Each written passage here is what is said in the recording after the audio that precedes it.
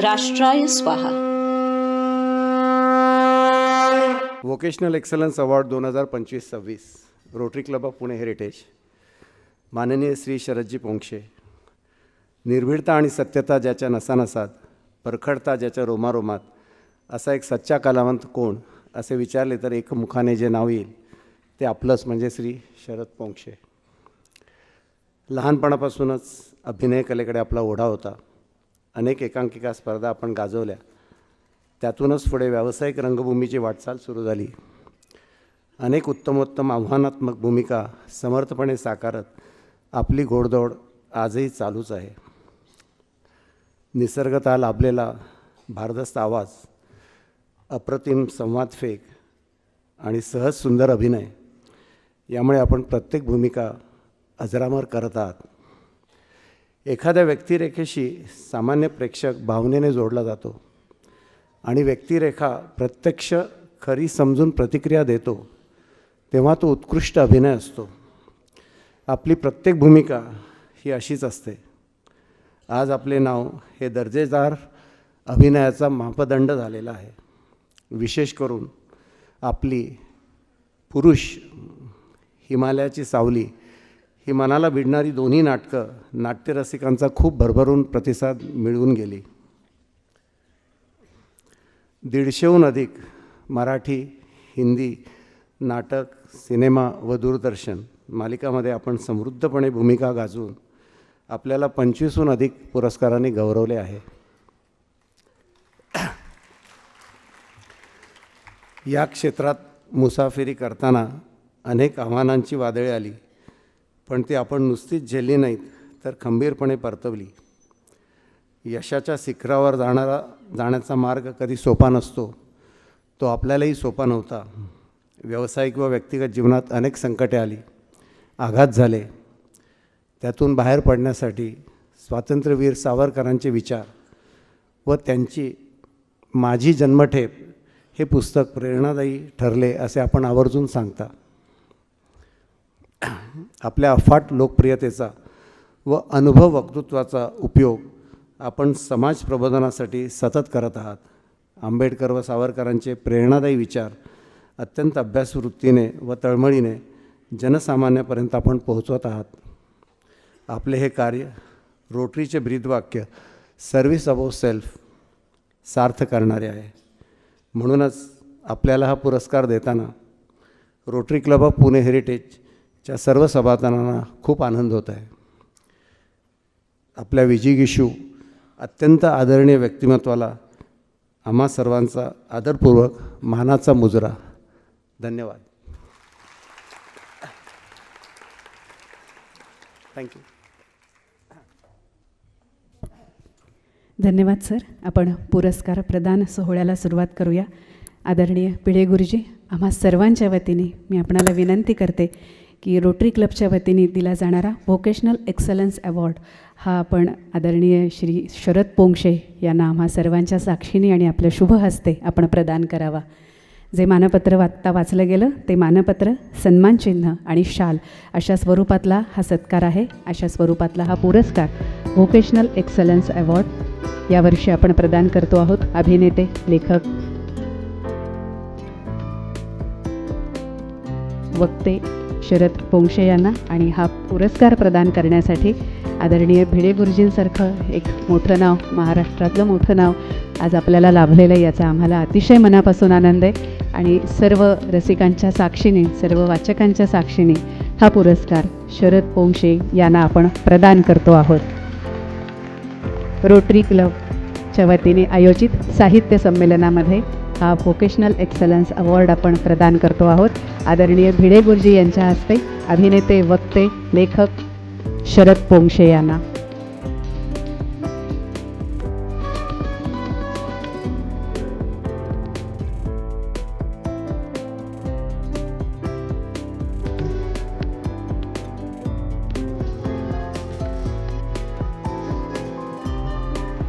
शाल, सन्मानचिन्ह आणि मानपत्र अशा स्वरूपातला हा पुरस्कार.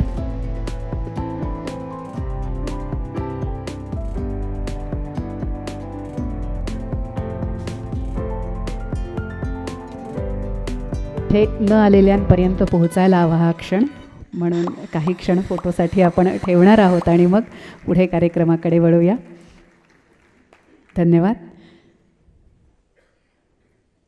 सर्व मान्यवरांचे मनापासून आभार मानते आणि ज्यांना आपण पुरस्कृत केलेलं आहे, पुरस्कारार्थी या नात्याने त्यांना मी इथे सन्मानाने निमंत्रित करते.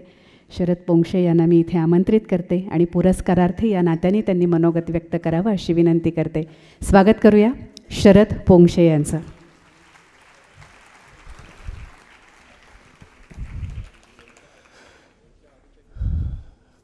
नमस्कार. आज रोटरी क्लबतर्फे मला एवढा मोठा पुरस्कार देण्यात आला, त्याबद्दल मी रोटरी क्लब आणि त्या सगळ्यांचाच खूप आभारी आहे. फार वेळ बोलणार नाही, कारण भिडे गुरुजींची मुलाखत जास्त महत्त्वाची आहे आणि भिडे गुरुजींसारख्या एका ऋषितुल्य माणसाच्या हातून हा पुरस्कार मला मिळाला, याचा मला सार्थ अभिमान आहे, आनंद आहे.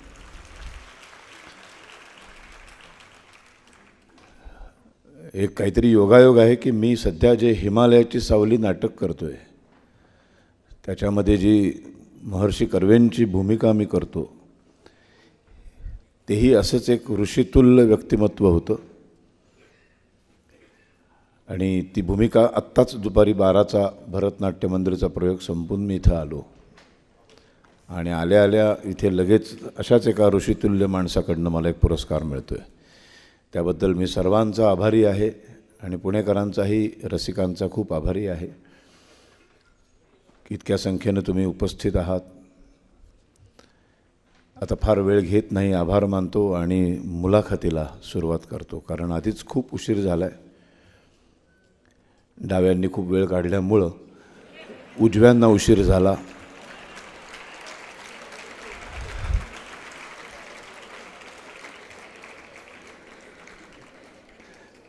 त्यामुळे त्या कट्टर उजव्याने एका कट्टर उजव्याची घेतलेली मुलाखत तुम्हाला जास्त महत्त्वाची आहे.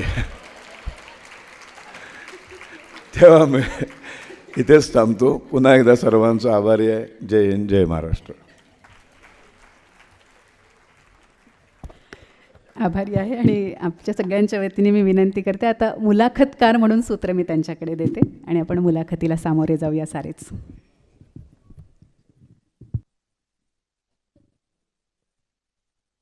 छत्रपती शिवाजी महाराज त्यांच्यावरती जे चरित्रात्मक खंड लिहिले 2 बाबासाहेब पुरंदरेंनी, त्यांच्यामुळं छत्रपती शिवाजी महाराज आपल्या सगळ्या पिढ्यांपर्यंत पोचले, घराघरापर्यंत पोहोचले. बाबासाहेब पुरंदरेंच्या नंतर बाबासाहेबांनी छत्रपतींचं चरित्र घराघरापर्यंत पोहोचवलं आणि त्या घराघरातल्या तरुणाला छत्रपतींच्या कार्यामध्ये ओढून घेण्याचं काम संभाजी भिडे गुरुजी करतायत.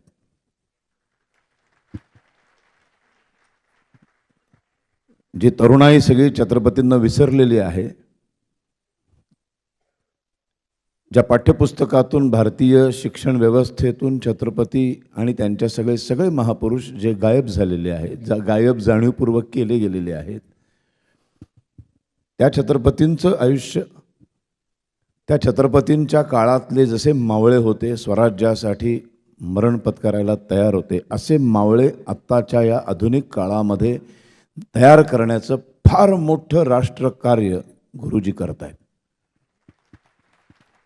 आणि एवढ्या मोठ्या माणसाची मुलाखत घ्यायची माझ्यावर जबाबदारी टाकलेली आहे. खरं तर मी मुलाखत कधी घेत नाही, आम्ही मुलाखतीत देणारी माणसं आहोत, पण आज वेगळ्या पद्धतीने मला मुलाखत घ्यायची. पण त्यामुळे हे नेहमी मुलाखतीतले जे नेहमीचे अत्यंत आम्हालाच कंटाळा येणारे जे प्रश्न असतात, की तुमचं बालपण कसं गेलं, मग तुम्ही किती शिकलात,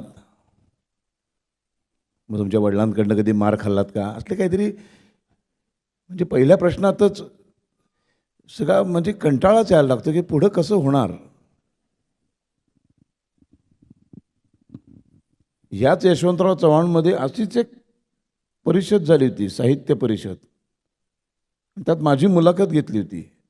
आणि मुलाखत घेणाऱ्यांनी मला पहिलाच प्रश्न विचारला की नथुराम गोडसेमध्ये तुम्ही कुठली भूमिका करता. तिथेच ती खरं तर मुलाखत संपली.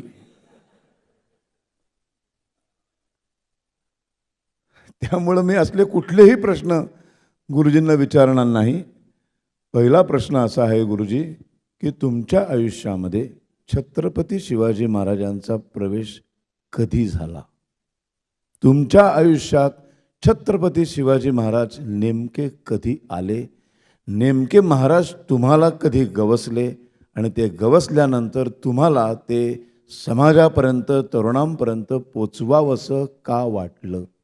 तो नेमका क्षण, तो प्रत्येकाच्या आयुष्यात एक असा टर्निंग पॉईंट असतो की तिथं माझं आयुष्य बदललं. आणि मी संपूर्णपणे, जसं बाबा आमटेंच्या आयुष्यामध्ये आहे, तसं अनेकांच्या आयुष्यामध्ये आहे. जसं माझ्या आयुष्यात सावरकर आले, एक पॉईंट होता तो. त्याच्या आधी मला माहीत नव्हते सावरकर आले आणि मी भारावून गेलो, पछाडल्यासारखा झालो. आणि मग मला असं वाटलं की हे सगळीकडे पोचवले पाहिजे. तसं गुरुजी तुमच्या आयुष्यामध्ये छत्रपती शिवाजी महाराज नेमके कधी आले? आल्यानंतर असं काय महाराजांनी तुमच्यावर अशी जादू केली आणि तुम्हाला असं वाटलं की हे सगळं तुम्ही जे काही शिकलाय, तुमचं जे काही शिक्षण, जी काही तुमची नोकरी होती, ती सगळी सोडून संपूर्ण आयुष्य आता छत्रपतींच्यासाठी घालवावं? एखाद्याला विचारायचं तुझा आणि श्वासोश्वासाचा संबंध कधी आला? वा.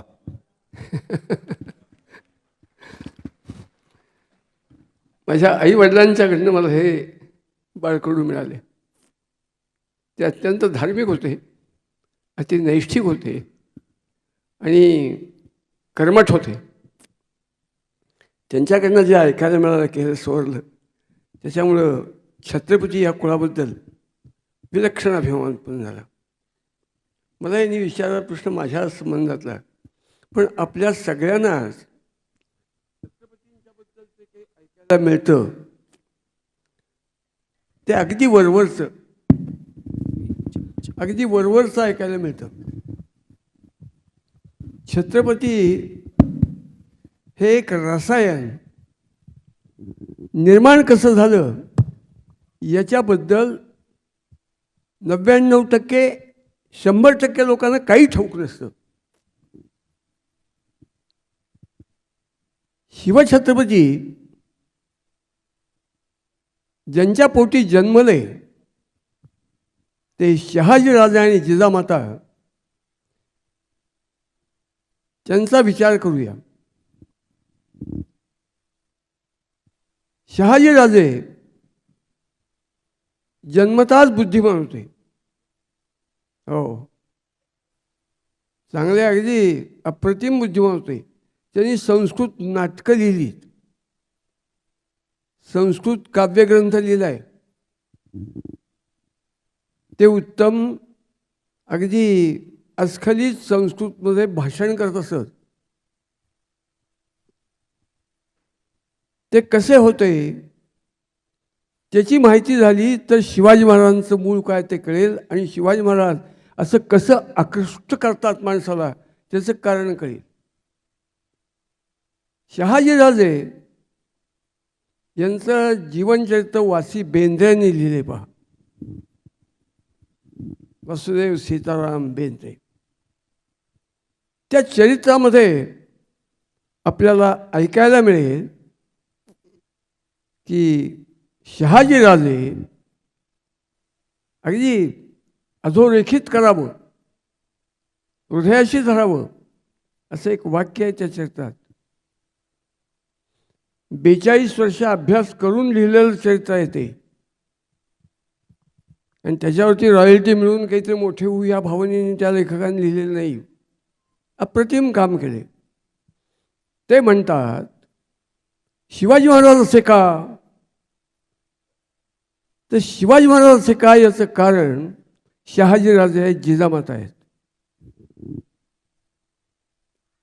ऋग्वेदामध्ये एक वाक्य आहे, सत्यार्थ प्रकाश म्हणून दयानंद सरस्वतींनी एक ग्रंथ लिहिलाय. त्या ग्रंथामध्येही त्याचा उल्लेख आहे. ऋग्वेदातलं सूक्त असं आहे, पती पत्नीच्या पोटी पुत्राच्या रूपाने परत एकदा जन्म घेतो. हे वाक्य माझ्या तोंडून तुम्ही ऐकलं, त्याचं स्मरण करा, आपल्या आईवडिलांचं स्मरण करा. आणि उरलेला भाग त्या वाक्यातला असा आहे की पत्नी स्वतःच्या पोटी कन्येच्या रूपाने जन्म घेते. शिवाजी महाराज जन्मले हे अलौकिक आहे. त्या अलौकिकाचं बीज शहाजीराजे आहेत. बीज तैसे फळ येईल सेवटी, लाभा आणि तुटी ज्याची तया. जसं बी तसं फळ. शिवाजी महाराजांचं जे की जीवन चरित्र आहे ते शहाजीराजांच्यामुळं. शहाजीराजांना त्यांच्या आयुष्यात मालोजीराजांच्याकडनं बाळकडू मिळालं. अशा 9-10 पिढ्या अशा आहेत. कक्काजीराजे, अण्णाजीराजे, रावजीराजे. त्यांच्या लक्षात असं आलं की अरे आपल्या सगळ्या भोसले कुळातल्या पिढ्या, आदिलशाही, इमादशाही, बरीदशाही, निजामशाही, कुतुबशाही, मुघलशाही, या सगळ्या घुसखोर, चोर, दरोडेखोर, हरामखोर लोक, आपले शत्रू, आपल्या धर्माचा विध्वंस करणारे, अशा भडव्यांच्या शाह्या टिकवण्यासाठीच आपले मेले. हा साक्षात्कार शहाजीराजांना लहानपणी झाला आहे. त्यांनी आपल्या आयुष्यातली 20 वर्ष माती केली आणि ते म्हणत असत नाही, या सगळ्या घुसखोर लोकांच्या सत्ता उलटून टाकून हिंदू निर्माण हिंदुस्थान, हिंदू समाज, हिंदू संस्कृती याच्या रक्षणासाठी स्वतंत्र सत्ता स्थापन केली पाहिजे. आणि ते जीवन जगले, बोलत बसले नाहीत. त्यांचं जीवन हे अत्यंत युद्धमय, रक्तमय, अग्निमय होतं. हे समाजात मांडलं जात नाही. शिवाजी महाराज असे का? शिवाजी महाराज शेकडो लढाया करतात, 289 लढाया. वर्ष 15ला शपथ घेतल्यापासून शेवटचा श्वास 3 एप्रिल 1680 रायगडावरती दुपारी 12:03 सोडेपर्यंत शिवछत्रपतींनी 289 लढाया केल्यात, लहान मोठ्या. इतिहासात नमूद आहेत. हे असं कसं? बीज तैसे फळ येईल सेवटी.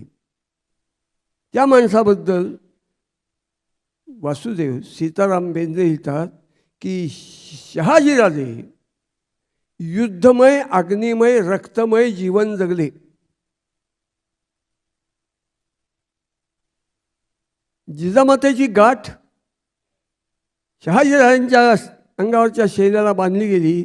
त्यावेळीपासून तिला, जिजामातेला, सुख नावाचा पदार्थ नाही आहे. अति दुःखमय जीवन जगली.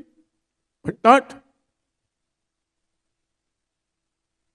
बीज तैसे फळ येईल शेवटी. असे शिवाजी महाराज आकृष्ट न करतील कुणाला तर अशक्यच आहे. मुळी मला तर कायम असं वाटतं की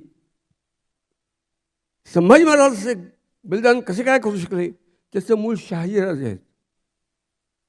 हो, शहाजीराजांचं रूप परत एकदा जिजामातेच्या पोटी शिवाजी महाराजांच्या रूपाने आलं असेल तर शिवाजी महाराज म्हणजे शहाजीराजे हे पुनरपी एकदा सईबाईच्या पोटी संभाजी महाराजांच्या रूपाने जन्माला येतात.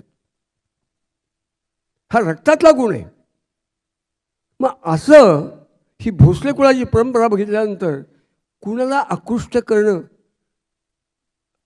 आकृष्ट होणं हे सहज स्वाभाविक आहे. आणि वाचायची आवड होती. लक्षात यायचं की नाही, सगळं टाकायचं पण काम करायचं. शिवछत्रपती, शहाजीराजे, संभाजी महाराज, जिजामाता यांच्या वृत्तीच्या उपासनेचंच काम केलं पाहिजे आपण. मराठ्यांच्या इतिहासाशिवाय हिंदुस्थानच्या भवितव्याला स्थान नाही आहे कुठं. इतकं ते महत्त्वाचं आहे. वाचायची आवड होती, वाचत गेलो. पोटाच्या उद्योगासाठी खोल्यासारख्या आयुष्याची खूप वर्ष वाया घालवली, 22 ते 20 वर्ष. नंतर लक्षात आलं हे बेचं पाहिजे, पण आपण जगलं पाहिजे. म्हणून इकडे आलो. तुम्ही आता 150 वर्ष पूर्ण झाली राष्ट्रीय स्वयंसेवक संघाला. तुम्ही संघामध्ये होतात ना आधी? होतो 100 वर्ष पूर्ण झाली. माफ करा, 150 वर्ष वंदे मातरमला झाली, घोळ झाला. 100 वर्ष पूर्ण झाली राष्ट्रीय स्वयंसेवक, त्याच्यात तुम्ही होतात ना आधी? होतो ना, प्रचारक होतो. प्रचारक होतात म्हणजे मग शिकत प्रचारक असतानाही- शिकत असतानाही हां संघातले आदर्श वाटावेत असे प्रचारक मला म्हणत असत की संभाजी, तुझ्याकडे बघितल्यानंतर असं वाटतं आम्ही प्रचारक म्हणून घ्यावं का आम्हाला स्वतःला, असं म्हणायचे. असं संघाचं मी काम करतो तो. संघामध्ये प्रचारक म्हणून तुम्ही काम करत होतात.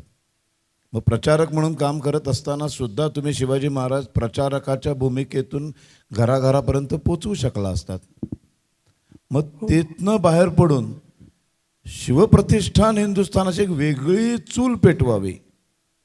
केवळ एखाद्या विषयासाठीच वाहिलेली संस्था असल्याशिवाय ते काम होत नाही.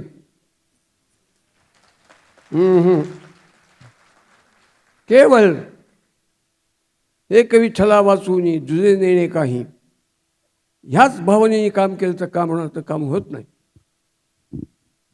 मग ह्याचा हा प्रवास जो आहे शिवप्रतिष्ठानची स्थापना, इथून आज जे लाखो, जवळजवळ 1 लाखापेक्षा जास्त, 1 लाख किती आहेत तळण्या पोरांच्या मनावरती समाजातल्या कुठल्या विषयांचं जर साम्राज्य असेल किंवा अधिष्ठान असेल देशादेवा धर्मासंबंधाच्या विषयातलं, तर ते श्री शिवप्रतिष्ठान हिंदुस्थान ह्याच विचाराचं साम्राज्य आहे. तर ह्या जरा प्रवासाबद्दल सांगा ना. ह्या म्हणजे शिवप्रतिष्ठानची स्थापना झाली, तिथून आज हे एवढा मोठा वृक्ष उभा आहे. हा सगळा प्रवास करत असताना असंख्य विरोधाला तुम्हाला सामोरं जावं लागतं. अनेक लोक तुमच्यावर तुटून पडतात, राजकीय राजकारणी लोक वाटेल ते बोलतात. तर इतका संघर्ष करत आज हा एवढा मोठा वृक्ष, एक छादल लावलेलं रोपटं, हा जो संघर्षमय प्रवास आहे, याच्यात आलेले कसे कसे अनुभव येत गेले तुम्हाला? माणसं विरोध करतात, त्याचं कारण असं, एक इंग्रजीमध्ये वाक्य आहे, दुर्दैवाने त्याचा उल्लेख करावा लागतो इंग्रजीमधनं, the tree grows up to its height.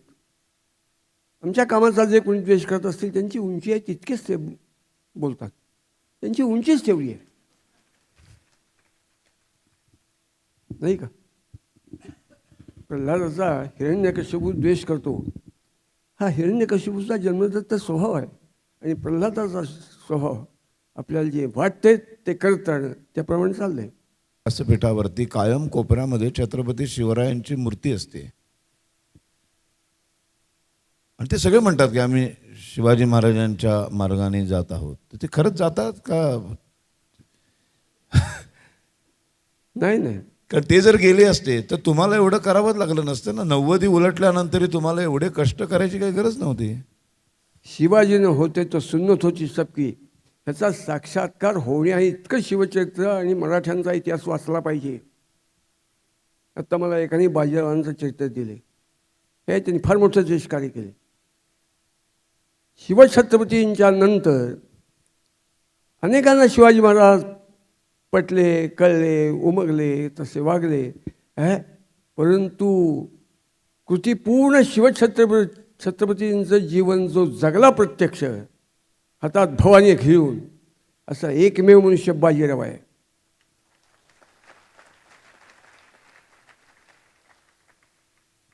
Hindu धर्म सध्या आपण विविध पक्षांचे नेते भाषणं करताना म्हणतात की आमचं खरं हिंदुत्व, तुम्ही आम्हाला हिंदुत्व शिकू नका, असं एक पक्षाचा नेता दुसऱ्या पक्षाच्या नेत्याला म्हणतो. मग तो म्हणतो तुम्ही आम्हाला हिंदुत्व शिकू नका. मग तो तिसरा म्हणतो शेंडी जानव्याचं हिंदुत्व आम्हाला मान्य नाही. मग चौथा म्हणतो, असं जे सतत, म्हणजे आम्हाला सगळ्या लोकांना नेमकं मग हिंदुत्व आहे काय आणि नेमकं हिंदुत्वासाठी का लढायचं? आम्ही तरुणांच्या समोर हा प्रश्न पडतो की सगळे पक्ष सांगतात आम्ही हिंदुत्ववादी आहोत, आम्ही शिवाजी महाराजांचे पुढचे पाईक आहोत, पण दिसत तर तसं काहीच नाही हो. आम्हाला कळतंय म्हणून नेमकं तुमच्या दृष्टीनं हिंदू असणं म्हणजे नेमकं काय? कुणाला हिंदू म्हणायचं आणि तो हिंदू धर्म का टिकवायला पाहिजे? हिंदुत्वासाठी तरुणांनी का रस्त्यावर उतरलं पाहिजे? काय तुमचं नेमकं काय ह्याच्याबद्दल जरा आम्हाला मार्गदर्शन करा ना, कारण आम्हाला खरंच काही माहिती नाही ते आहे. असं एखाद्या प्रश्नाने त्याला उत्तर देऊन ते कळणार नाही. नाही, जेवढा वेळ तुम्ही बोलू शकाल तेवढं बोलू शकता, कारण एवढा वेळ डाव्याने दिला तर आपण हलायचंच नाहीत ना. एक लक्षात घ्या की हिंदुत्व म्हणजे काय, तर त्याचं साधं उत्तर आहे, बोलण्याचा अतिरेक टाळून बोलतो. हिंदू धर्म, हिंदुस्थान, हिंदू समाज आत्ता या 20व्या शतकात त्याचं जे काही रूप आहे ते टिकवायचं असेल तर एकमेव एकमेव एकमेव मार्ग आहे शिवाजी मार्ग, संभाजी मार्ग. मराठ्यांचा इतिहास हा एकमेव मार्ग आहे. पण दुर्दैव असं की मराठे म्हणून घेणारे त्याचा अर्थच त्यांना कळत नाही आणि तुम्हा सगळ्यांनाही कळत नाही. मराठ्यांचा इतिहास म्हणजे केवळ मराठी जातीचा इतिहास नाही आहे. मराठा कोण बरं? या निमित्ताने थोडं मला स्वातंत्र्य दे. बिंदास बोला, इथे काही टेन्शन नाही, सगळी आपलीच माणसं आहे. आपण सगळे मराठे आहोत. आणि हे बघा, आपण काही बोललो ना तरी ते वादग्रस्तच ठरणार आहे. आपण सगळ्या जातीचे लोक आपण मराठे आहोत हे विधान करताना जरांगे बोलतात ते मराठे आपण नाही आहोत स्वार्थासाठी, किंवा बारामतीच्या जवळपास जन्मलेले लोक बोलतात तेही मराठी नाही आहेत. मराठा कोण? जो या महाराष्ट्र भूमीत जन्मला तो प्रत्येक जातीतला मनुष्य मराठा आहे. कसोटी क्रमांक 1. कसोटी क्रमांक 2, हो, या धरतीची, या मराठी मुलखाची जी जन्मदत्त भाषा आहे मराठी, तो बोलतो. ती दुसरी कसोटी पार पडली. तिसरा, कोणत्याही माणसाला जागृती, स्वप्न, सुषुप्ती, अगदी स्वप्नात सुद्धा सगळ्यांना पडतं स्वप्न. ते आपल्याला कोणत्या भाषेत पडतं? ते जी मातृभाषा आहे त्याच भाषेत पडतं. समजा म्हणजे पोंक्षे जर्मन विषयाचे प्राध्यापक आहेत आणि फार उत्तम जर्मन शिकवतात.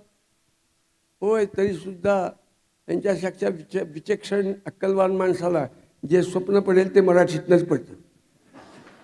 कारण ते आईच्या गर्भात 9 महिने 9 दिवस राहिल्यानंतर पोषण झालेल्या देहाचा आणि त्या देहात असलेल्या लहान मोठा मेंदू, सगळ्या भावना त्याच्यावरती पोचल्या गेलेल्या आहेत.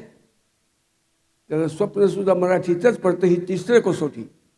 आणि चौथी कसोटी आपण सगळे या महाराष्ट्रातले लोक मराठी आहोत त्याचा हे मुरू घातलेल्या हिंदू समाजाला जगावं कसं आणि कशासाठी जगावं ही जी विलक्षण पोटतिडीक जाणीव निर्माण करून दिली ती शिवछत्रपती म्हणजे शहाजी राजांच्यापासून संभाजी महाराजांच्यापर्यंत आणि मराठी मुलखात जन्मलेल्या देशादेवासाठी जगलेल्या सगळ्यांनी आपल्याला निर्माण करून दिली.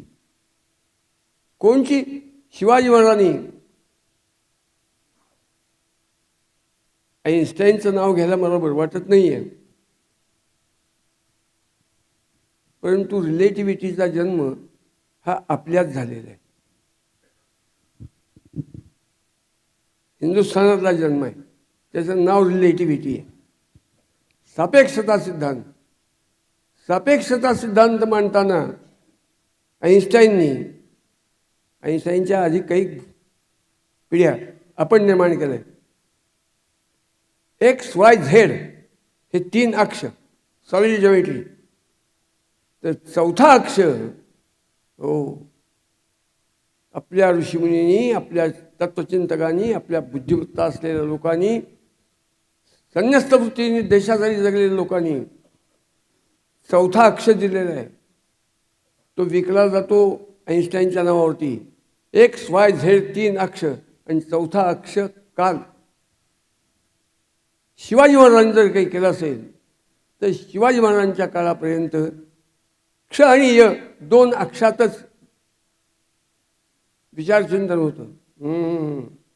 शिवाजी महाराजांनी कशासाठी जगावे आणि कशासाठी जगावे, मरावे कसे मी, विचारा स्वतःला असा प्रश्न नेहमी, जगू पांग फेडा वया माय भूसे, अभिमान चालू जिजाऊ स्वतःचे. चौथा अक्षर शिवाजी महाराजांनी जोडलेला आहे. हो, मी जन्मलो मराठा आहे, मी मराठी बोलतो, मी मराठा आहे, मला स्वप्न मराठीतनं पडतं, माझ्या रक्तात ही भाषा, इथली संस्कृती एकरूप झालेली आहे.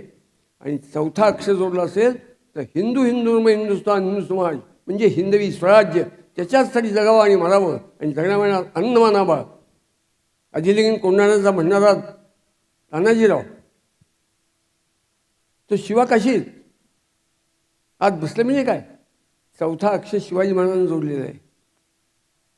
महाराज आमच्यासाठी लाख मेली तर चालतील, पण तुमच्या सगळा मनुष्य जगला पाहिजे, तुम्ही पुढे चला, विशाळगडाकडे चला, आम्ही खिंड लढवतो म्हणणारा बाजीप्रभू फुलाजीप्रभू. हे जे बी वैचारिक, भावनिक, आत्मिक, हृदयातलं ते चौथा अक्षर शिवाजी महाराजांनी जोडलेलं आहे. ते अक्षर हिंदूंच्या चित्तात असे तू हिमाचल उत्पन्न करण्यासाठी श्री शिवप्रसाद हिंदुस्थानचा जन्म आहे, महाराष्ट्रासाठी नाही.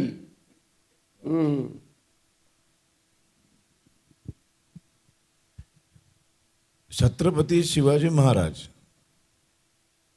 आणि असंख्य महापुरुष या देशामध्ये होऊन गेले. छत्रपती शिवाजी महाराजांच्या व्यतिरिक्त तुम्हाला कोणकोणते महापुरुष आकर्षित करतात असे कुठले महापुरुष आहेत या देशामधले की ज्यांचं चरित्र तुम्हाला वाचावंसं वाटतं, ज्यांचं चरित्र पसरवावंसं वाटतं, ज्यांच्याबद्दल बाहेर लोकांमध्ये बोलावंसं वाटतं?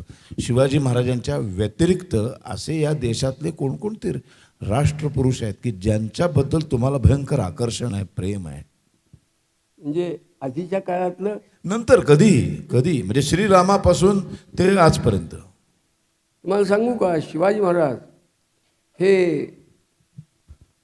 दिसायला संसारी आहे, पूर्ण विरक्त मनुष्य, पूर्ण विरक्त मनुष्य.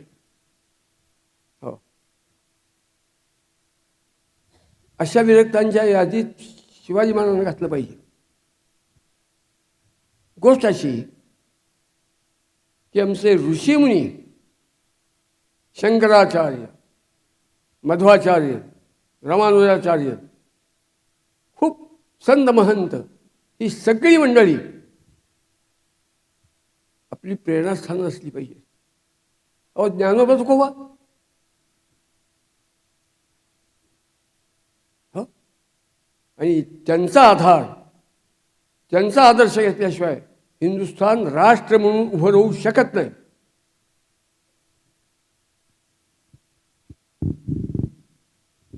नाही, 15 ऑगस्ट 1947ला देश स्वतंत्र झाला. 15 ऑगस्टपर्यंत अनेक महापुरुष सातत्याने जन्माला येत गेले. असं काय घडलं की 16 ऑगस्ट 47 नंतर महापुरुषच जन्माला आले नाहीत? म्हणजे भारत माता तीच, माती तीच, तेच 3 ऋतू आहेत.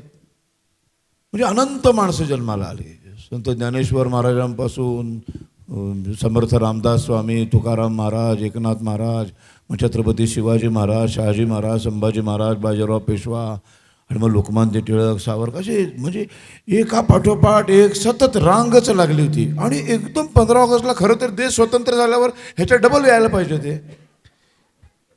तर एकदम आमच्यासारखे शरद कसे काय जन्माला आले? हा हिंदुत्वनिष्ठांचा दोष आहे. काय झालं असं त्या मातीमध्ये की असं का घडलं? का येत नाहीत शिवाजी महाराज जन्माला? पारतंत्र्य गेलं, पण 15 ऑगस्टला आपण ज्यांना विभूती मानायला लागलो आणि राष्ट्रपुरुष मानायला लागलो, हा हिंदुत्वनिष्ठांचा फार मोठा दोष आहे. साबरमती के संत तुम्ही कर दिया कमाल, हे जे बियाणं बाहेर आलं आणि ते आपण खपवून घेतलं, हा दोष हिंदुत्वनिष्ठांचा आहे. वंदे मातरम गेलं आणि पंचम जाजाच्या 1898 साली स्वागतासाठी गेटवे ऑफ इंडियावरती जे गीत स्फुरलं गेलं, रवींद्रनाथ टागोर, ते गीत आमचं राष्ट्रगीत झालं. आम्ही हिंदुत्वनिष्ठ का बरं? शिवाजी महाराजांना मानणारे कसं काय मानतो? गांधी काय आमचा राष्ट्रपुरुष आहे काय? अरे क्रमांक एकचा आमचा देशद्रोही, घातकार करणारा, हिंदुत्वाचा कट्टर दुश्मन असलेला मनुष्य आहे हा. बाहेरचा आचार, एखाद्या नटाचं अभिनय हा त्याचा स्वभाव नसतो. गांधी इतका देशाचा मोठा शत्रू नाही जन्मलेला नाही आहे कोणी, हे ओळखण्याची पात्रता हिंदुर्मय हिंदुस्थान याचं काम करणाऱ्यांच्या जेवढ्यात येईल तितक्या लवकर देश दुरुस्त होईल. प्रातस्मरणामध्ये गांधीचं नाव प्रातस्मरणीय बेकार.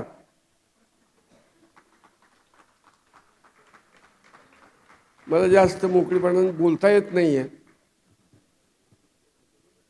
बघू. आदर्श असा माणूस देशाच्या समोर, स्वातंत्र्याच्या समोर आमच्या हाती लागलेला नाही आहे, मारले गेलेत. गांधी नेहरू आमच्या देशाचे नेते कधी राहू शकत नाहीत. क्रमांक एकचे शत्रू आहेत ते. शील का कर्तृत्व, बुद्धिमत्ता का चारित्र्य काय होतं त्यांच्याजवळ? नंबर एक बेकार लोक होते. अशा याच्यात माझ्यासारख्या एखाद्या खोल्याला शिवाजी महाराज, संभाजी महाराजांच्या शिवाय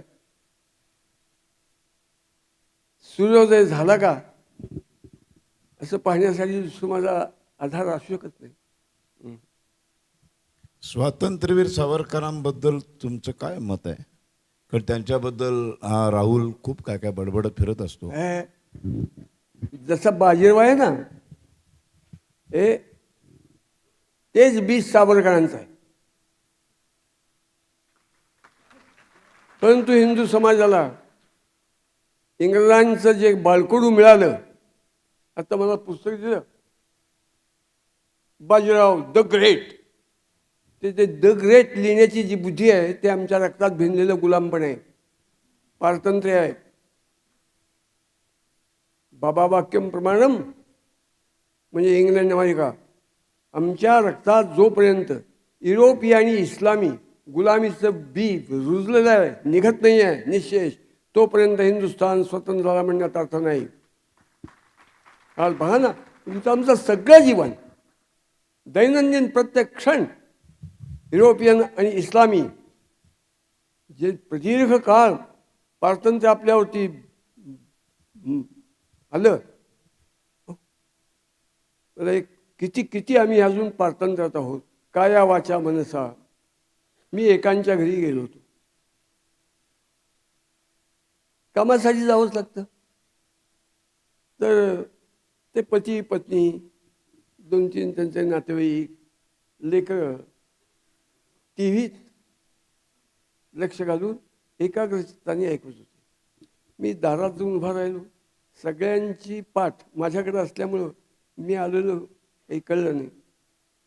ते चाललेली मुलाखत 2, 4, 5 वाक्य वाचल्यानंतर मी हाक मारली नाही. नाना काय करताय असं काय म्हणायचो, येऊ का, काही बोललो नाही. ते बघत राहिलो. एक किमान 7-8 मिनटं मी ती चाललेली हालचाल टी व्हीवरची बघितली. तर त्याच्यात ती मुलाखत चालली होती. ती प्राध्यापक वसंत बापट, एक प्रज्ञाचक्षू, जन्मदत्त काव्यशक्ती, लेखनशैली, बुद्धिमान माणूस. आणि त्यांना हातात दांडकी घेऊन ते टी व्हीचे चॅनलचे कार्यकर्ते ते विचारत होते की बापटसाहेब, तुम्हाला तुमच्या आयुष्यातला हा सर्वोच्च आनंदाचा क्षण वाटत नाही का?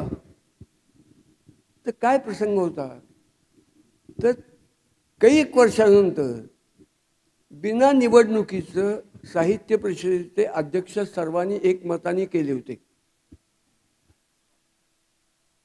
त्यावेळेला हा प्रश्न विचारला की पद्धत, वादावाद, मतदान, आणि तुम्हाला एक मुखाने सगळ्यांनी पत्करलं, एक मताने पत्करलं.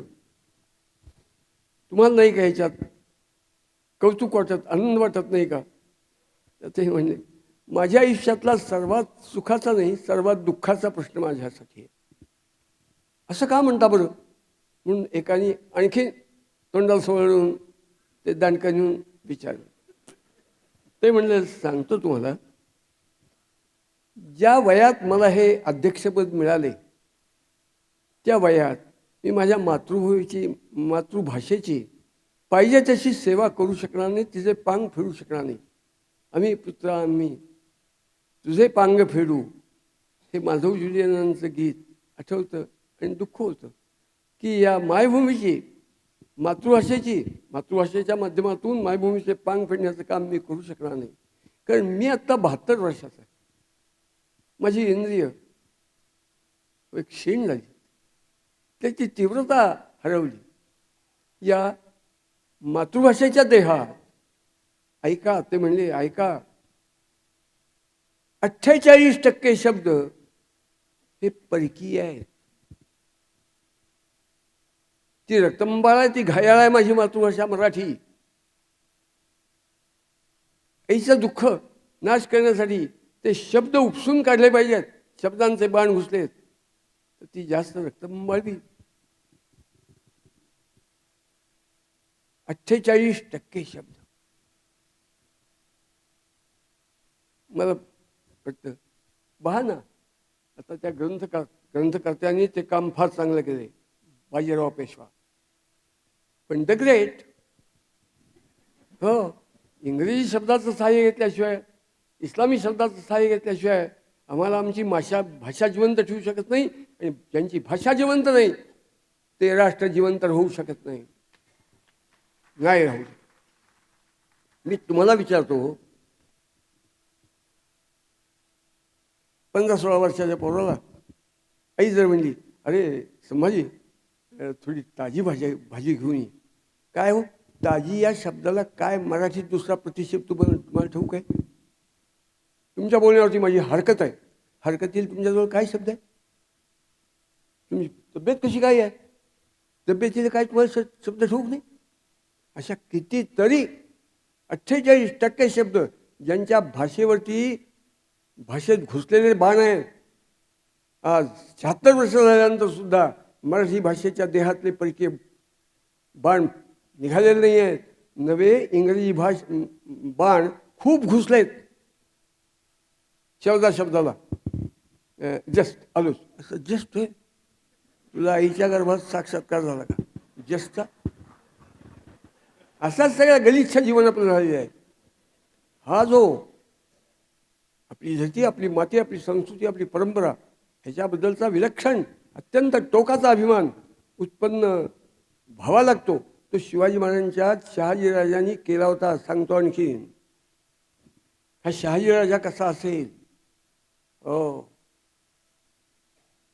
दुर्दैवानी वयाच्या 44व्या वर्षी आदिलशाही, इमादशाही, बरीदशाही, निजामशाही, कुतुबशाही या सगळ्या भडव्यांच्या पुढं नाही जमलं नाही. हिंदवी स्वराज्य, हां, ते कायम म्हणायचे, मी स्वराज्य स्थापन करणार आहे. माझं स्वराज्य नाही, माझं हिंदवी स्वराज्य असेल, हे शहाजीराजे कायम म्हणायचे. हिंदवी म्हणजे काय? नामापासून विशेषण म्हणतं. मानव मानवी, दानव दानवी, राक्षस राक्षसी, पशु पाशवी, हिंदवी. माझं हिंदू समाजाच्या, धर्माच्या, संस्कृतीच्या, राष्ट्राच्या साठी माझं स्वराज्य आहे. माझं स्वराज्य भोसल्यांचं नाही. तोच प्रवाह जिजामातेच्या पुढी जन्म घेतलेला शिवाजी महाराजांना आणि सईबाईच्या पुढी जन्म घेतलेला संभाजी महाराजांना गेलेला आहे. पहिल्यांदा आपल्या देशातल्या भाषा शुद्ध व्हायला पाहिजे, अत्यंत अत्यावश्यक आहे. भाषाशुद्धी हा तर सावरकरांचा मोठा का एक तरी मनुष्य त्या काळात आज झाला का सावरकरांच्या भाषाशुद्धी हो करा का हा साक्षात्कार आहे. आईच्या गर्भात जे मिळतं ते भाषेतून मिळतं, आणि भाषेतून जे मिळतं ते कधीच मावळत नाही, नामशेष होत नाही, ते संपत नाही. आणि तसलं सावरकरांच्या पोटातली जी तिडीक आहे देशदेवा धर्माची, ती शिवाजी महाराजांच्या सारखी आहे. सावरकरांच्या इतकं देशभक्तीचं रूप शुद्ध उदात्त पवित्र आणि ते टोकाचं करण्यासाठी श्रम घेतलेला माणूस नाही आहे देशात.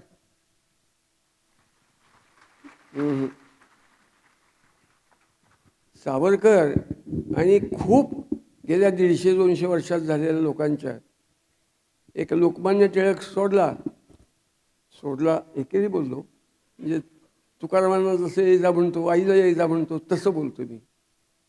माणूस नाही आहे आपल्याजवळ. माझी कळकळीची तुम्हाला प्रार्थना की तुम्ही या कार्यक्रमाला आलेले सगळेजण अंतःकरणपूर्वक का आला असाल तर तुम्ही 300 रुपयाचं तिकीट काढून आलाय. एवढं तिकीट काढून सुद्धा जावं म्हणजे काहीतरी मिळणार आपल्याला, तर ते काम आपण करूया. गुरुजी, हे खुले आहेत बरं का, हे काही शहाण्यापैकी नाही मनुष्य. हा मनुष्य शहाण्यापैकी नाही. अंदमानात जाऊन 5-5, 7-7 दिवस त्यांना पोराने घेऊन राहतात आणि त्यांना समजवतात, शिकवतात की पोटतिडी कुठली. स्वार्थाशिवाय विचार करत नाहीत अशी माणसं 180% लोक तसेच आहेत. हे खुलं दंड मानलं जातं. हे काय प्रकार आहे? हे जाणण्याची ताकद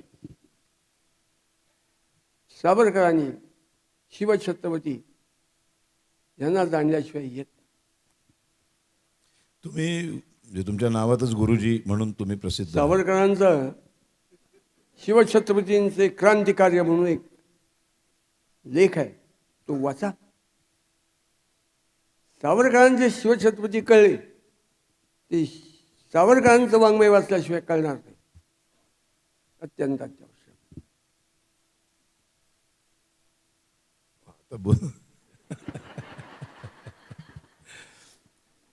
भिडे गुरुजी म्हणून तुम्ही प्रसिद्ध आहात. तुम्ही काही काळ शिकवायला पण होतात ना, प्राध्यापक होतात. पण न्यूक्लिअर फिजिक्स नव्हतं. हां, ठीक आहे, प्राध्यापक होतात. त्यामुळं भारतीय शिक्षण पद्धतीशी तुमचा संबंध आला. भारतीय शिक्षण पद्धती स्वातंत्र्यानंतर बदलायला हवी होती. जी आपली ओरिजिनल गुरुकुल पद्धती होती, जिथे खऱ्या अर्थाने ज्ञान संपादन केलेली मुलं बाहेर पडत होती, आणि आता जी काही आहे, जी ब्रिटिशांनी सुरू केली, तीच आम्ही पुढं कंटिन्यू केली, पुढं सुरू ठेवली. कंटिन्यू नाही, ते विकाऊ हायब्रिड आहे. आत्ताचे शिक्षण आहे graduate, double graduate, triple graduate, PhD, MPhil, DD, ही सगळी भिकार अन्नार्थ शिकलेली मूर्ख माणसं आहेत. तुम्हाला काय काय जिभेला हार आहे का? माझ्या स्वतःचं मी वर्णन करतो. मला ठाऊक होतं हे शिक्षण घेतल्यानंतर पोट भरण्याचा धंदा चांगला चालतो. हे बोलतायत ते व्हायला पाहिजे. हिंदूंची अनादिकालापासून चालत आलेली शिक्षण पद्धती प्रस्थापित केली पाहिजे, पुनर्जीवित केली पाहिजे. तिच्यासाठी तडफडलं पाहिजे आपण. आत्ताच्या समाजाला हे कळणार. आपल्या स्वतंत्र भारतामध्ये अशी चांगलं शिक्षण का नाही दिलं गेलं? का ही ब्रिटिशकालीन शिक्षण पद्धतीच पुढे चालू ठेवली? ज्यांच्या का आपल्या पाठ्यपुस्तकामध्ये छत्रपती शिवाजी महाराज, संभाजी महाराज, बाजीराव पेशवे, सावरकर हे का नाही शिकवले जात? ज्या लोकांच्या हातात राजा कालस्य कारणम, कालो वा कारणम राजा राजा कालस्य कारणम इति ते संशयो उमाभूत राजा कालस्य कारणम. ज्यांच्या हातात सत्ता जाती त्याचे परिणाम समाजावरती पिढ्यानपिढ्या होत राहतात. फडतूस कवडी किमतीचे राज्य करते. लोकशाहीच्या मार्गाने निवडून गेले 76 वर्षात आले त्याचे परिणाम आहे. पहा ना गावोगावी काय झंझावले निघाले शिक्षणाचे ते. मग लोकशाही यशस्वी झाली आपल्याकडची का नाही? ही कसोटी लावली तर नाही झाली. म्हणजे कुठली कसोटी लावणार? लोकशाही अपयशी ठरले असं म्हणायची? आपल्या कारण मला स्वतःला वाटतं की लोकशाही अपयशी ठरलेली आहे. माझं मत आहे लोकशाही अपयशी आहे आपली, ती चांगले काय फार यशस्वी झालेली नाही आहे. तर मग काय हवं होतं मग आणायला? 15 ऑगस्ट नंतर लोकशाही राष्ट्र आणायला हवं होतं. मग त्याची सुरुवात कशी करायची? इतक्या वर्षांच्या गुलामीतनं बाहेर आलो आपण. कोणीतरी हिमतीचा मनुष्यच पाहिजे उभ्या देशात. तुमची मोदींची ओळख आहे ना? तुमची आणि मोदी साहेबांची ओळख आहे ना?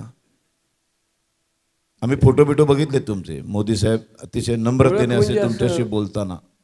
शाब्दिक नाही, अंतःकरणाची ओळख आहे. वा. आणि त्या माणसात ते बी आहे. पण एक महामूर्खपणा देशात निघालाय. त्याचा संस्कार 70 वर्षानंतर सत्तेवरती नसो असं. सूर्याचं वय किती झालं? 70 वर्षापेक्षा जास्त आहे ना. पण तो असल्याशिवाय विश्व चालत नाही. म्हणून वा. कर्तृत्वाला वयाची मर्यादा घालून ते नको असं म्हणणं महामूर्खपणा आहे. अकल्प आयुष्य व्हावे त्या कुळा माझी असं का हरीच्या दासा. अरे मोदीसारखा मनुष्य लक्षावधी वर्ष जगावा त्याची आवश्यकता आहे देशाला. ते आणू शकते. तुम्ही नेहमी अनेक राजकीय नेत्यांना भेटतानाचे काही व्हिडिओज काही फोटो आम्ही बघतो. मला नेहमी असं कुतूहल वाटतं, इतकं स्पष्ट प्रखड तुम्ही बोलत असता. त्या सगळ्या आमदार खासदारांची नेमकं काय बोलता तुम्ही? म्हणजे त्यांना हे कधी सांगत नाही का? ते ऐकत नाहीत तुमचं का? ऐकल्यासारखं करतात? कारण ते बरेच लोक तर तुमच्यासमोर असे झुकून बिकून उभे असतात कुठल्याही पक्षातले. आणि म्हणजे त्या पक्षातली काही माणसं तुम्हाला शिव्या वगैरे देत असतात, पण त्यांचेच काही मोठे मोठे नेते तुमच्यासमोर असे झुकून उभे असतात. त्यावेळेला तुम्ही त्यांना काय सांगता? आता मी तुमच्यासमोर जे मन मोकळं बोलतोय तेच बोलतो. हे असंच असं सांगता त्यांना? काय असंच मग म्हणजे त्यांना काही फरकच पडत नाही. त्यांच्यावर फरकच पडत नाही. ते दिसत काहीच नाही नंतर. त्यांच्या आता सर्वंकष सत्ता नाही. पण आता तर आले ना फडणवीसांच्या हाती संपूर्ण बहुमत काय आहे. चांगला आहे. हा? काय एकदम खास. म्हणजे आंब्यात हापूस आंबा नाही, आंब्यात देवेंद्र आंबा. हा. जातीवंत आहे. हा एकदम म्हणजे योग्य माणसांच्या हातात आपला महाराष्ट्र गेलेला आहे. 100%. चिंता करायचं कारण नाही. काळजीच नाही आजूबाजूला कोणी कोणाला घेतलंय ना म्हणून परिणाम देशावरती घडणार आहेत. रघुरायमय्या सुद्धा दुरुस्त होती. आपण एक म्हण आहे बघा मराठीमध्ये की वाण नाही पण गुण लागला. वाण नाही पण गुण लागला असं आपण म्हणतो. तर जे कोण असे बरोबर घेतलेले आहेत तर नेमका कोणाचा गुण कुणाला लागणार आहे का उलट झालं तर का अशी भीती आहे आम्हाला. जे बरोबर आलेत ना, जे बरोबर घेतलेले आहेत आपल्या फडणवीस साहेबांनी, तर वाण नाही पण त्यांचा गुण लागला तर उत्तमच होईल.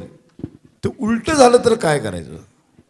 गोष्ट अशी आहे, लाकूड वखार आहे. हा लाकूड वखार आहे, हा जळाऊ सरपण. त्याच्यात सगळं सरपण बाबरीचं नसतं, पण सरपण म्हणून ठेवावं लागतं. हा.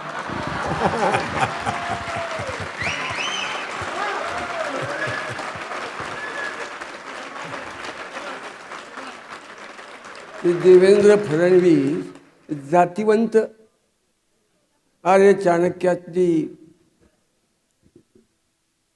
रेघनरेघ असल्यात चलाक माणूस.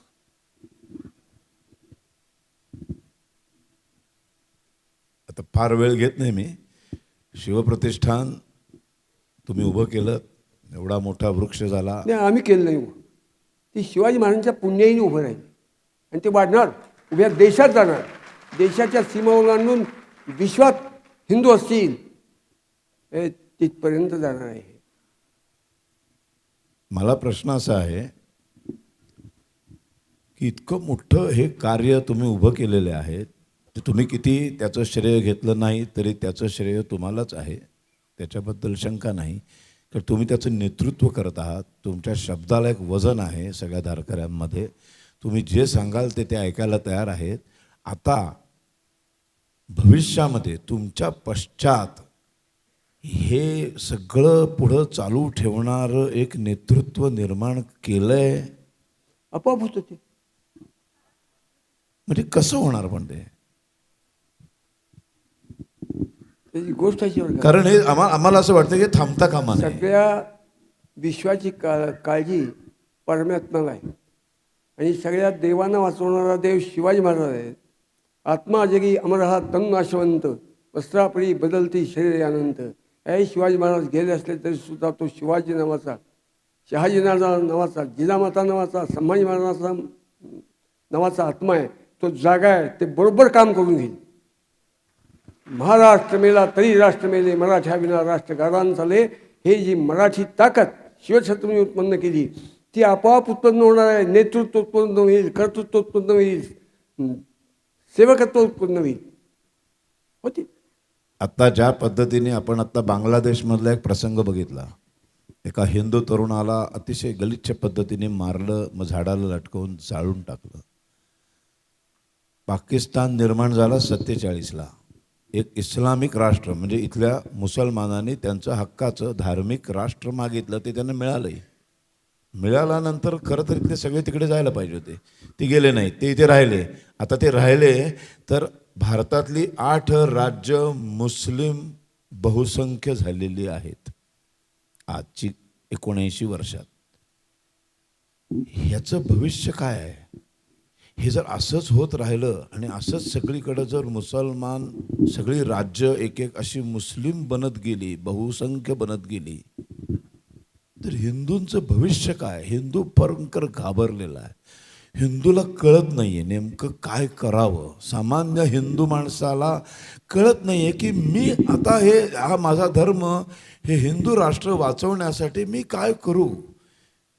तुम्ही काय मार्गदर्शन करा सर्वसामान्य हिंदूला, ज्याचा राजकारणाशी संबंध नाही, जो मिलिटरीत जाण्याची हिंमत नाही, जो सामान्य बँकेत नोकरी करतो, कुठेतरी सचिवालयात जातो, पण त्याला इच्छा आहे की हे हिंदू म्हणूनच मला मरायचं आहे आणि माझे पुढच्या पिढ्यांना पण हिंदू म्हणूनच जगायचं आहे, हिंदू म्हणूनच मरायचं आहे. पण ज्या पद्धतीचं सगळं चालू आहे, पश्चिम बंगाल वगैरे बघितल्यानंतर भयानक भीती वाटते. हिंदू समाज घाबरलेला आहे. खरं तर किती दुर्दैव आहे की ज्या देशामध्ये बहुसंख्य हिंदू आहे तो घाबरलेला आहे आणि अल्पसंख्य बिंदास वाटेल ते बोलतोय, वाटेल तसा वागतोय. ह्या सर्वसामान्य हिंदूंना गुरुजी म्हणून तुम्ही काय सांगाल? आपला हिंदू धर्म भविष्यात जर वाचवायचा असेल तर या सर्वसामान्य हिंदूंनी भविष्यामध्ये काय केलं पाहिजे? मार्गदर्शन हवंय गुरुजी तुमचं. होमिओपॅथी त्याच्यामध्ये एक तत्व आहे की विषम विषग्नम, आणि हे तत्वज्ञान शिवछत्रींच्या जीवनात 101% दिसतं. ते मुसलमानांच्याच पद्धतीने वागले. ही जी इस्लामी आपल्या देशाच्या भवितव्यावरती धाड पडली, ही नाहीशी करायची असेल तर 101% इस्लामी पद्धतीनेच आपल्याला जावं लागेल त्यांच्याशी वागताना, म्हणजे शिवाजी महाराजांच्या पद्धतीने वागताना. आता शिवाजी महाराज जर तरुण पिढीला समजून घ्यायचे असतील तर आता त्यांची इतकी विचित्र चरित्र पसरवली जात आहेत की त्यांच्या सैन्यामध्ये 35% मुसलमान होते, असा एक भयंकर मोठा शोध लावलेला आहे. तर अशा पद्धतीची शिवचरित्र यापुढे जर प्रसारित करण्यात आलं तर मग असे शिवाजी महाराज वाचल्यावर तुम्हाला अपेक्षित शिवाजी महाराज कसे काय येणार जन्माला? हे शिवाजी महाराज निर्भीड जर जाण्याचे असतील, मग नेमकं काय वाचलं पाहिजे शिवाजी महाराज खरे कळण्यासाठी?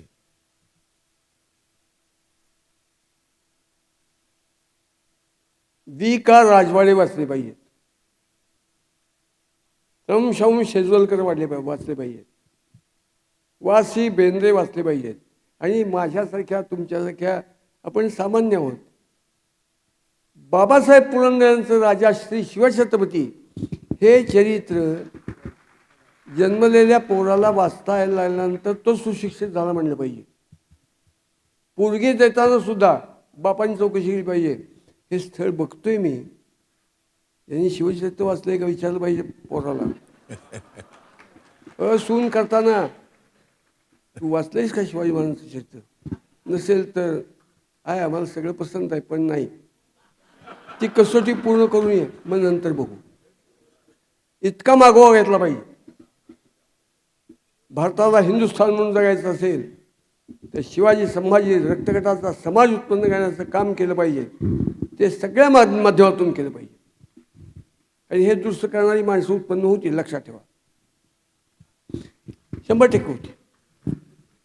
ही मुलाखत संपू नये असं वाटतं, पण गुरुजींचं वय, ते एवढा मोठा प्रवास करून आलेले आहेत, पुन्हा इथून ते सांगलीला जाणार आहेत. त्यांची मोहिमेचं सगळं काम आता सुरू व्हायचं आहे. त्यामुळं अजून हवी होती मुलाखत, अजून बोलला असतात तर खूप मजा आली असती. असं जेव्हा वाटत असतं तेव्हाच हुरहुर लावून थांबण्यात मजा असते. त्यामुळं कुठल्याही समोरच्या माणसाचा आवाका, त्यांचं वय, त्यांचं कार्य सगळं लक्षात घेऊन एकूणच सकाळपासूनचा हा कार्यक्रम सुरू आहे. 300 रुपये दिलेत म्हणून तुम्हाला किती नाही का, प्रत्येक गोष्टीला एक मर्यादा असते आणि खूप थोडक्यात मजा असते, आनंद असतो. आणि आता ह्याचं व्हिडिओ शूटिंग झालेलं आहे आणि तुम्ही सगळेजण इथे उपस्थित स्वतः प्रत्यक्ष हे सगळं ऐकलंयत आणि बघितलंय. आता गंमत अशी आहे, ह्याच्यात वादग्रस्त काहीच नाही आहे, पण बातमीची सुरुवातच होते की 2 वादग्रस्त माणसांचं वादग्रस्त विधान. आता ते बातमी दाखवल्यानंतर लोकांनी ते ठरवलं पाहिजे ना, ते वादग्रस्त आहे का काय. ते हे सांगतानाच असं सांगतात की भिडे गुरुजींचं आणखीन एक वादग्रस्त विधान.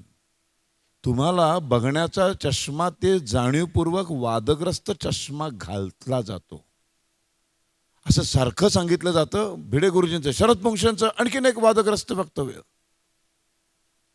आणि मग बघणारा नकळतपणे त्याच्याकडं वादग्रस्त चष्म्यातूनच बघायला लागतो. ही पत्रकारिता नव्हे. ह्या अशा आत्ताच्या ह्या पत्रकारितेबद्दल, हा जो काय लोकशाहीचा 4था स्तंभ म्हटला जातो, ह्याच्याबद्दल काय वाटतं तुम्हाला? ही पत्रकारिता, एक पत्रकार बाई आली होती तुमच्याकडं, तुम्ही तिला सांगितलं की ते नीट कुंकू लावून ये. तर एकंदरीतच ह्या सगळ्या पत्रकारितेबद्दल तुम्हाला काय वाटतं? आणि हाच शेवटचा प्रश्न आहे, त्यामुळे तुम्ही जेवढं बोलायचं तेवढं बोला. मग माईक. माणूस कोणताही असेल, कायिक, वाचिक, मानसिक, भावनिक आहे. ती जी माझ्याकडं मुलाखत घेण्यासाठी दांडकं झुटून आली आणि म्हणजे बोला, तिला मी म्हणलो, पहिल्यांदा तू स्त्री आहेस, तू भगिनी आहेस, भविष्यात तू माता आहेस. कोणतीही स्त्री भगिनी आणि माता या रूपातच आम्ही पाहू शकतो. प्रत्येक स्त्री ह्या देशातली भारतमाता आहे. वंदे मातरम. मग वंदे मातरम जर असेल तर ज्या मातेला मी वंदन करणार ती भारतमाता, तिचं ललाट, तिचं कपाळ स्वातंत्र्याच्या कुंकुम तिलकानी युक्त असलं पाहिजे. तुझ्याबद्दलची तू स्त्री नाही आहेस, तू माता आहेस. आणि माता म्हणजे भारतमाता. आणि भारतमाता तर भारतमातेच्या ललाटाला स्वातंत्र्याचा कुंकुम तिलक पाहिजे. आता याच्यात काय वाईट बोललो मी? तुम्ही वाईट बोललात नाही. नाही, त्याचा अर्थ असा विचित्र लावणारी जी जात ती पत्रकारांची जात आहे. अहो त्यांची उंचीच तितकी आहे, पोटाशी आहे ती. या अशा विरोध ट्रोलिंग झाल्यानंतर तुम्ही नेमकं स्वतःला कसं समजवता? इतकं घाणेरडं कोणतरी काहीतरी बोलतं, मला पण बोलतात, खूप घाण बोलतात. म्हणजे मी नाटकाचा असेल ना, हिमालयाच्या सावलीचा उद्या पुण्यामध्ये प्रयोग आहे तर आवर्जून बघायला या. आता ह्याच्यावर आम्ही असं म्हणजे विरोध करणारे असं म्हटलं पाहिजे ना, जा तुझ्या नाटकाला आम्ही कधीच येणार नाही, तर काहीच हरकत नाही. पण मी पोस्ट काय टाकले, हिमालयाच्या सावली बघायला या, त्याच्यावर खाली काय असतं, तुझी पोरीला अमेरिकेला पाठव. अरे मी हिमालयाच्या सावलीचं सांगतो त्याच्याबद्दल बोल काहीतरी. तर तुम्ही हे सगळं कसं, ह्याला कसे सामोरे जाता? कसं तुम्हाला सांगत असतील ना तुमचे धारकरी बसले ते, गुरुजी असं असं बोलली ते, तर तेव्हा तुम्ही कसं स्वतःला समजवता? यातनं कसं बाहेर येता? का तुम्ही काय म्हणजे जाऊ दे काय? नाही, आपण करतो त्या कामावरची श्रद्धा जर आढळ असेल तर कशाचाच परिणाम आपल्यावरती होत नाही. बरं, हे करत असताना व्यक्तिगत जीवन केवळ सुखोभोग, स्वार्थ, पिपासा याने युक्त असेल तर परिणाम घेत नाही. येथे परोपकाराय युगे देवन निर्मिता. आपण देशादेवा धर्मासाठी जन्माला आलोय आणि तसंच जगायचं. सगळे विरोधी गेले, काही वाटण्याचं कारण नाही. धन्यवाद. रोटरी क्लब या कार्यक्रमामध्ये इतकी छान मुलाखत आणि गुरुजींना एवढं बोलतं केलं आपण. गुरुजींना आपण उदंड आयुष्याच्या आणि अत्यंत निरोगी ठणठणीत आयुष्याच्या शुभेच्छा देऊया. आणि रोटरी क्लबचाही मी खूप आभारी आहे की इतका छान मलाही पुरस्कार दिला, मुलाखत घेण्याची मला एक छान संधी मिळाली. कारण नेहमी आमच्या मुलाखती घेतात लोक, मी तर कधी मुलाखत वगैरे घेत नाही. फार वर्षांपूर्वी घेतली होती, त्यानंतर आज घेतोय. पण ही मुलाखत किती आवडली तरी मला मुलाखत घ्यायला कधीच बोलवू नका, मुलाखत द्यायला बोलवा. पुन्हा एकदा आपल्या सर्वांचा मी खूप आभारी आहे. धन्यवाद. इथेच थांबतो.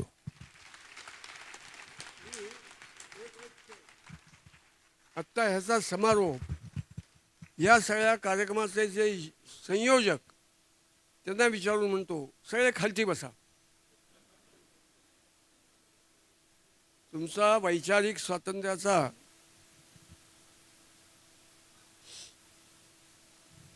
बरं का, आपण उठूया. ते ज्यांच्यामुळं हा देश हिंदुस्थान आहे, त्या शहाजीराजे, जिजामाता, शिवछत्रपती संभाजी महाराज, मराठी परंपरा, हो, त्याचं भान ठेवून केलं तर चालेल का? मला सांगा. मी ध्येयमंत्र सांगतो, तो तुम्ही सगळे खड्या आवाजात बोला. काही तुमचं गीत वगैरे म्हणणार का तुम्ही? मी सांगतो, म्हणा.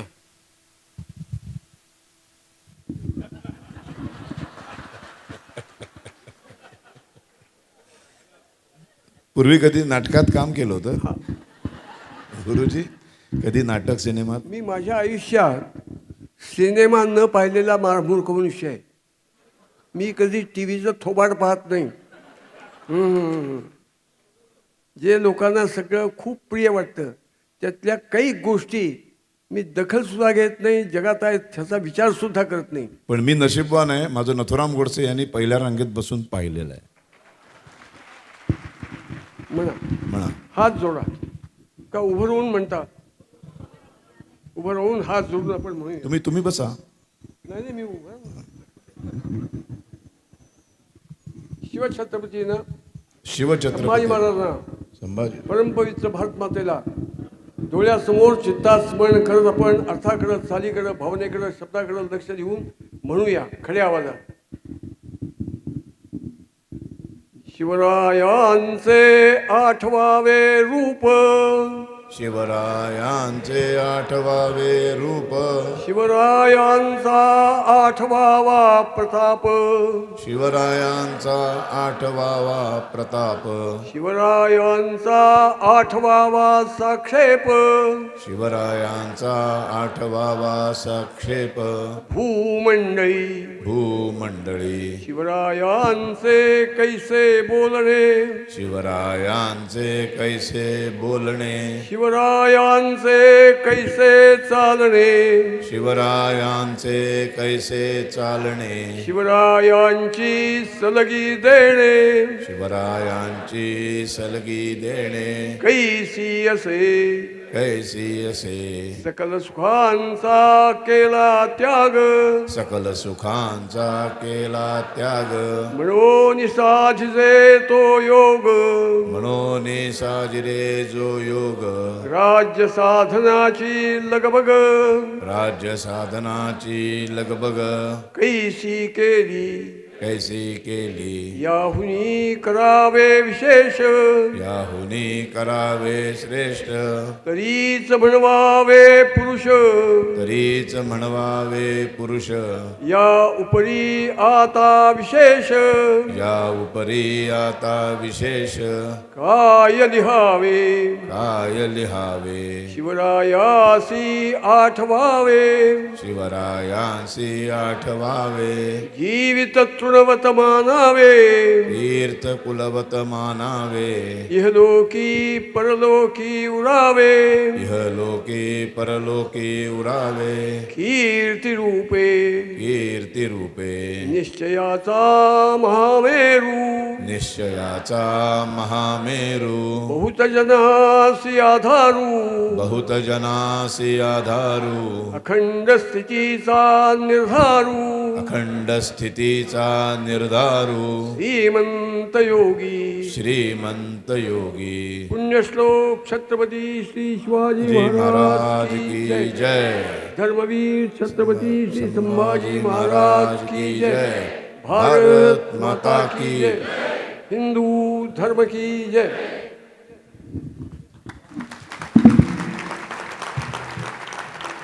राष्ट्राय स्वाहा.